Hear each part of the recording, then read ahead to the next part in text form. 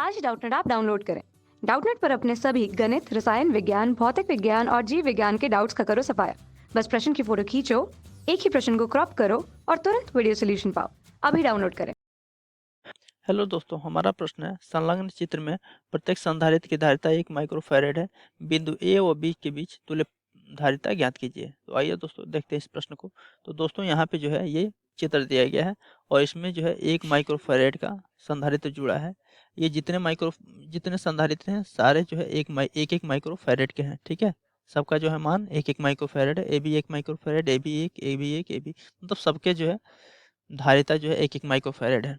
और ये कैसे जुड़े हैं, यहाँ जो है पहले भुजा में एक संधारित्र है, दूसरे भुजा में 2 संधारित्र हैं, तीसरे में 4 संधारित्र हैं, इसमें 8 संधारित्र हैं। तो देखिए दुगुना होता जा रहा है, 1 2 4, 4 दूनी 8, फिर इसके बाद 16 हो जाएगा, 32 हो जाएगा, 64 हो जाएगा, ऐसे बढ़ता जा रहा है। ठीक है, तो दोस्तों यहाँ पे ये जो है अगर इसकी धारिता को अगर हम C1 मान लें, इस भुजा में तुल्य धारिता अगर C1 मान लें, इस भुजा में तुल्य धारिता C2 मान लें, इस भुजा में C3 मान लें, इस भुजा में C4 मान लें, तो क्या लिख सकते हैं हम दोस्तों। तो जैसा कि हम जानते हैं ये जो है श्रेणी क्रम में है। संधारित्र किस में जुड़े हैं, श्रेणी क्रम में, ये भी श्रेणी क्रम में, ये भी श्रेणी क्रम में। तो श्रेणी क्रम में तुल्य धारिता क्या होती है, श्रेणी क्रम में तुल्य धारिता, तुल्य धारिता, धारिता श्रेणी क्रम में तुल्य धारिता होती है 1/C बराबर 1/C1 plus 1/C2 plus 1/C3 plus 1/C4 dot dot dot ऐसे चलता रहता है। ठीक है, 1/C1 के रूप में। तो अगर हम C1 इसको माने तो क्या होगा, इसको लिख सकते हैं 1/C1। 1/C1 बराबर क्या होगा, 1/1 माइक्रोफैरेड, यानी 1 माइक्रोफैरेड। ठीक है, तो यह यहाँ से हमारा आ गया C1 बराबर 1 माइक्रोफैरेड।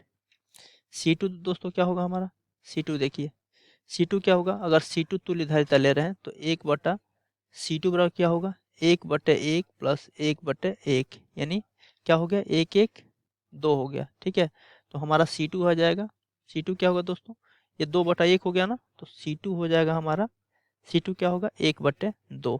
ठीक है, उल्टा हो जाएगा ना, C2 निकालेंगे तो क्या होगा, 2/1 का 1/2 हो जाएगा।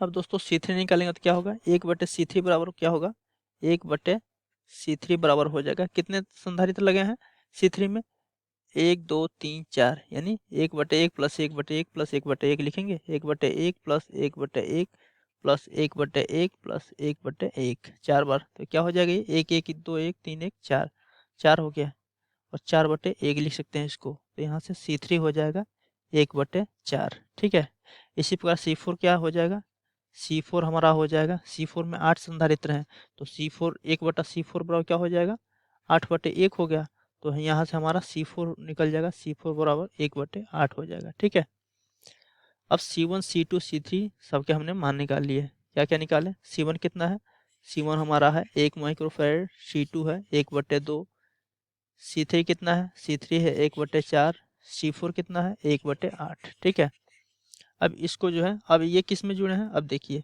ये C1 C2 C3 C4 सब जो है ये एक ही बिंदु से, यानी ए इस बिंदु और इस बिंदु के बीच में ही जुड़े हैं। ये जो है इस बिंदु और इस बिंदु, इन दोनों बिंदुओं के बीच में C4 भी जुड़ा है, C3 भी जुड़ा है, C2 भी जुड़ा है, C1 भी जुड़ा है, यानी ये जो है किस में है, समांतर क्रम में। तो समांतर क्रम में तुल्य धारिता क्या होती है, तो समांतर क्रम में तुल्य धारिता होती है, यहाँ लिखते हैं समांतर क्रम में तुल्य धारिता, तुल्य धारिता क्या होती है, तुल्य धारिता होती है C बराबर C1 plus C2 plus C3 plus C4, ऐसे होती है। C बराबर C1 plus C2 plus C3 plus C4 plus dot dot dot, अगर होता है तो आगे लिख देंगे। ठीक है, तो ये जो है सबका मान रख लीजिए, तो ये समांतर में है ना, C1 C2 C4 समांतर में है, तो तुल्य धारिता हम निकालेंगे, C बराबर क्या होगा, 1/1 प्लस 1/2, C2 का मान है। ठीक है, C1 का मान कितना निकाला, C1 का मान 1 माइक्रोफैरेड, C2 का मान 1/2, C3 का मान 1/4, तो लिख देंगे C2 1/2, C3 1/4, C4 1/8 plus dot dot dot, ये चलता रहेगा। ठीक है, और यहाँ फिगर में देखिए दोस्तों, फिगर में दिया नहीं है कि ये कहाँ तक जा रहा है, यानी ये अनंत तक जो है जा रहा है, ये कम्बिनेशन जो है, संयोजन जो है अनंत तक जा रहा है, अनंत हम मान लेंगे। ठीक है।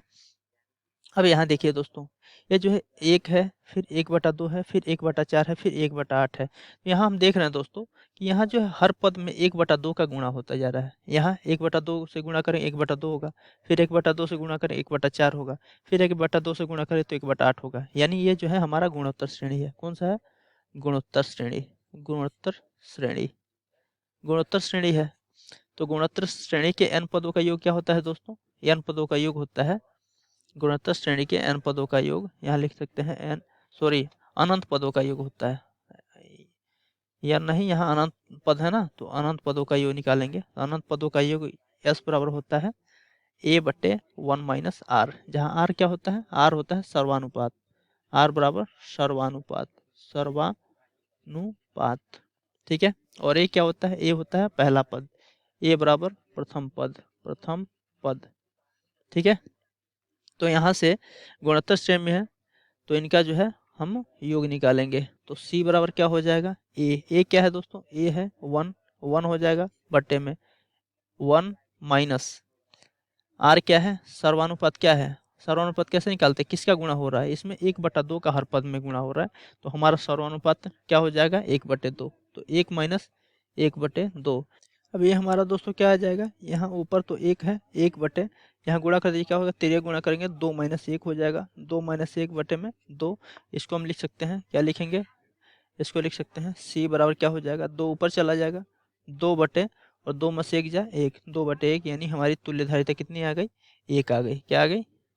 तुल्य धारिता हमारी आ गई c बराबर 2 माइक्रोफैरेड, ठीक है। यही हमारी तुल्य धारिता आ गई। थैंक यू दोस्तों। कक्षा 6ठी से 12वीं से लेकर नीट, IIT, JEE वो एडवांस के लेवल तक 1 करोड़ से ज्यादा छात्रों का भरोसा। आज ही डाउनलोड करें डाउटनेट ऐप या व्हाट्सएप करें अपने सारे डाउट्स 8400 400 400 पर।